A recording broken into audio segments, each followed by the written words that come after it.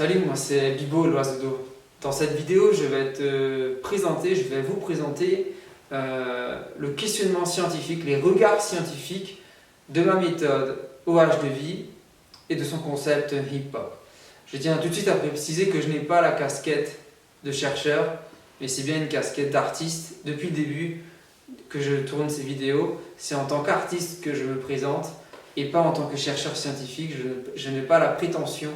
Je n'ai pas cette prétention-là que d'être un chercheur scientifique. Ou en tout cas, si un jour j'en ai l'opportunité, je n'hésiterai peut-être pas à enfiler cette autre casquette pour aller peut-être plus loin dans la compréhension de ce qui se joue derrière le concept hip-hop et sa méthode OH de vie, dans tout le travail que j'ai mené depuis 20 ans.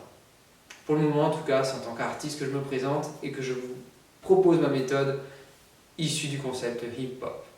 Alors, quelles sont les quelques questions qui viennent à l'esprit? La première, c'est y a-t-il, dans ces contractions musculaires volontaires, une synchronisation spatiale et temporelle des unités motrices? J'en sais rien. Avis à la science. Deuxième question que j'ai envie de poser, c'est y a-t-il des changements d'état de conscience, cette fois-ci, au niveau des ondes cérébrales, etc. Y a-t-il des changements d'état de conscience qui permettent d'accéder à cette perception du corps?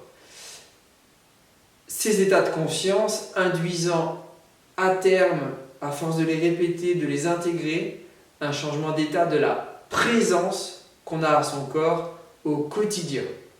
C'est encore une fois une question que je pose, je n'ai pas la certitude, c'est une intuition peut-être, c'est en tout cas un questionnement scientifique que j'ai effectivement.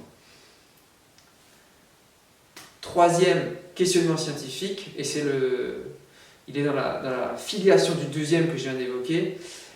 N'est-on pas en train de vivre ce que les chercheurs Alain Berthoz et Jean-Luc Petit expliquaient déjà en 2006 dans leur ouvrage?